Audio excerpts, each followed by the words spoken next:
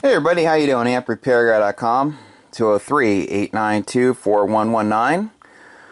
So, you're looking at a Yaesu FL2100B. We're not really going to talk about the amp in this video. We're going to talk about the process of sending something in to me for repair. So, I get a lot of calls, different people. I enjoy talking to people and working on this kind of stuff. So, someone will give me a call. Let's say it's a Monday. Someone calls me up. We're over the weekend. I usually pick up on the weekends too. And they have an amplifier that needs repair. I'll say, okay, well, what's going on? And they'll give me a brief description. And if they decide they want to send it, I'll give them my address. I'll tell them to remove the tubes, bring the tubes in the RF deck, the amplifier, to genuine FedEx office. I have them ask for a foam in place fragile pack. Foam in place fragile pack is like 20-something bucks. You can't buy a box, packing tape, and bubble wrap for that. It costs more than that if you went to Home Depot or something. Plus, they use foam in place in these foam in place bags, so it's a better pack. So I'll have them pack the amp in one box, tubes in a separate box, and ship both separately. And they insure it for whatever they want to insure it for. So when I get the amplifier, I take it apart, look at it, see if I see anything obvious. I've worked on so many of each model, I know what to look for. I'll do the repairs and the modifications, but first I'll talk to the customer, let them know what's going on.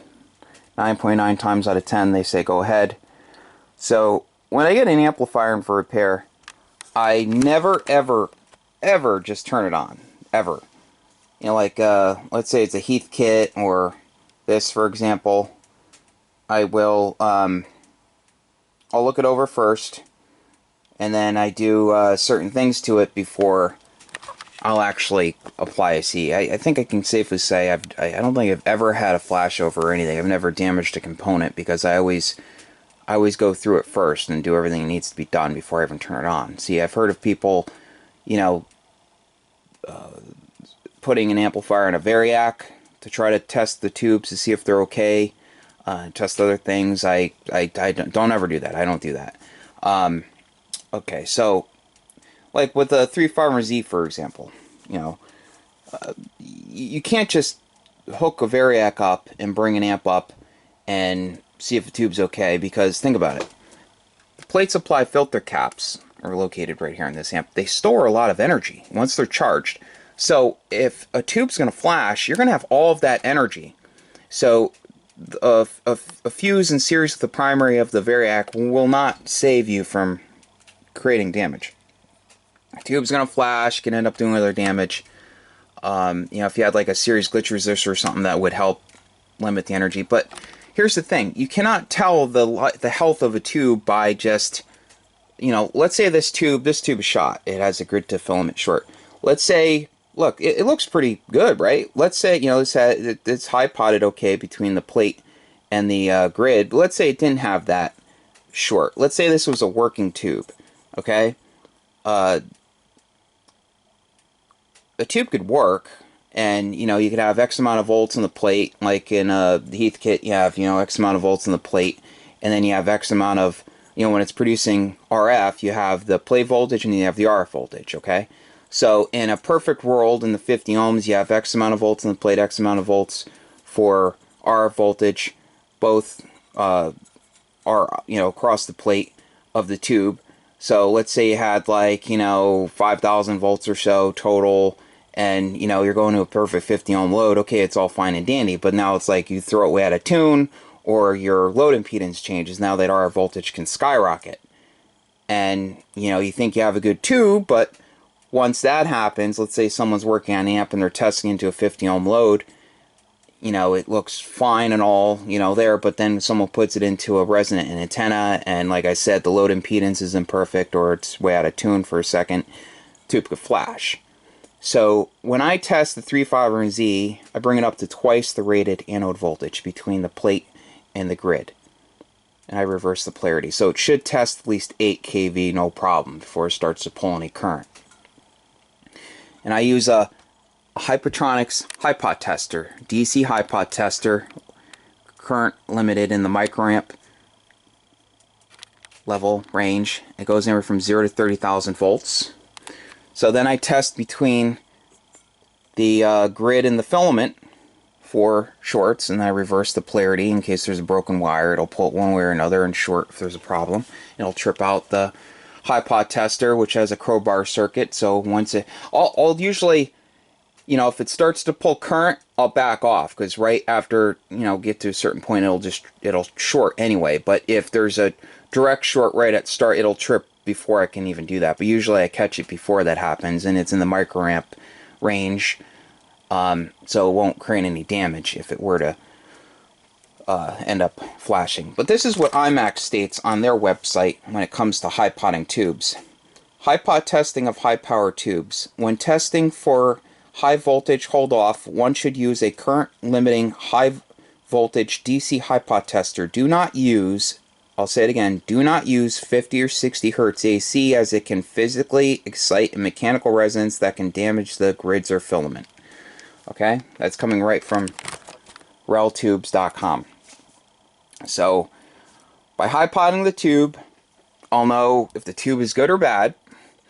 If they're good, then I'll know that once the amplifier is working like it should, when the customer puts it into an actual resonant load, you know, their antenna, they'll be able to work throughout the amplifier's typical operating conditions without any problems.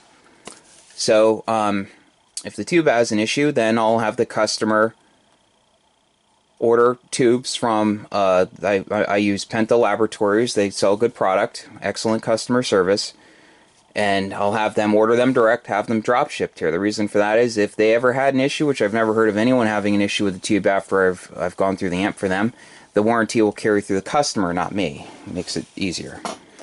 So do the same with 572s, and any other tube. I don't even touch 811s anymore. They're just so problematic. Any amp that uses an 811, I always tell the customer to order 572s. They've listened so far, so I 3.5Zs and 572s. So that's what I use for. That's what I end up using for glass type tubes and amps I work on.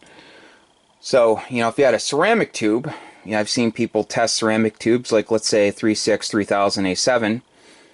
That tube, according to Matt at Econco, one with a strong vacuum on a DC iPod tester, should test to at least 20,000 volts DC between the plate and the grid. And then 5,000 volts between the grid and the filament. So, once again, you have to test it to the max amount, because you have the plate voltage and you have the RF voltage. So just because it's working in the amp doesn't mean it's not going to flash under certain conditions. So it's really important to high pot your tubes, whether they're new, used, or whatever. You want to high pot them to make sure. So I'm a stickler, I'm a fanatic, I want to make sure everything's perfect, so I always high pot them, and then I know for sure that they're going to run like they should run. So it takes that out of the equation. If there's some sort of issue, I know it's not the tubes. So high pot tester is also good for testing high pot air variables after we rebuild them. Plate blocking caps, vacuum variable caps, for all sorts of components. So okay, so like an amplifier, another thing like a Heath kit, if it has the old filter caps in there, I won't even turn it on until I'll disconnect the secondary the secondary connection on the plate transformer from the filter caps. Why turn something on when when there's a good chance you could have something fail? You could end up damaging the plate transformer, or if you just turned one on with an unknown 3.5Z in it, you could have a filament to grid short and end up damaging the filament transformer. So if you have an old amp that's been sitting, don't just plug it in. Please don't hook it up to a Variac. Go through it first. If you're going to send it to me, let me go through it, and it'll save you a lot of money. I've just so many people that have gone in and tried to do things, and then it just creates more work. I give a lot of people credit for trying, but also remember, this is dangerous. This will kill you. This is extremely dangerous. This has an interlock. I've seen people brings the plate supply to ground. I've seen people where they've let the Heath kit, they've had the cover off and it's been disabled, or they they try to run it with the cover off, and they put a direct short in the plate supply. Okay, so back to this. So I'll go through the amp, look to see what's going on, do any repairs, modifications. I want the thing to last. I go through the entire thing, not just fix one thing or another thing. Like I see a burnt up parasitic suppressor here, I'll have to change both. I'll change the grid loading resistors, the mica caps between the grid and the ground. You know, use genuine parts, just make it better. Always better than new. No, I don't do any substandard work. You know, I want it to last. I've done so many of these, I can almost do it with one hand tied behind my back, blindfolded almost. But I love tube amps. Way more.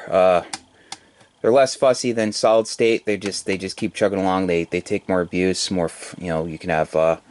You know, they're more resilient. You know, they. Just look how old it is. You know, the Heath kits. This, how many solid state amps are from the 60s? You know, like the Heath kits. Even from the era when these were made, I don't know, the 70s or so, or 80s. I don't even know when they made the 2100B. But so, okay, so after it's all fixed, they give the customer the total, they pay me, and then I bring it back to FedEx office, and the customer pays them direct. I make sure they're available. I'll bring it there, and customer pays them over the phone for a refragile pack and shipping.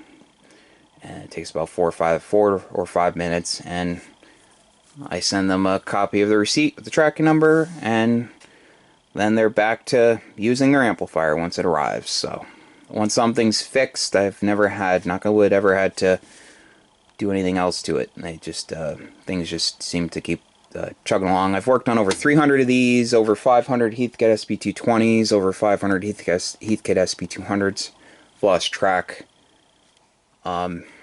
But a lot of fun. Customer talked me into repairing an AL84. Just waiting on an air variable for that one on the load side. I don't normally mess with sweep tube amps, but he was a local guy, really nice guy. So, but it's a ham amp. I only work on ham amps, multi-band ham amps. So, I have a local guy who I've been throwing these 3.5 out, but he said, don't do that. I have a friend who puts LEDs in them. So normally, like, you know, let's say I work on amp needs tubes, I'll offer to send them back. If they don't want them, they want me to throw them out, I just throw them out. But I guess this guy is going to turn them into lamps. So if anyone else local wants one for a display piece or something, more than welcome to have one free. I don't sell people's parts or old parts or anything like that. I just give this stuff away. They're all shot, you know, so they are cool looking. So I guess he'll put an LED in and turn it into some sort of table lamp. I don't know, but so that's about it.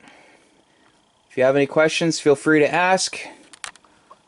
AmpRepairGuy.com, 203-892-4119. And once again, please do not bring these up on a Variac with the tubes plugged in. Just not good. You'll end up, good chance you'll end up doing more damage. It's just not worth it. So, high pot. Have someone high pot them, or send it to me, and I'll take care of it. So, take care. 73.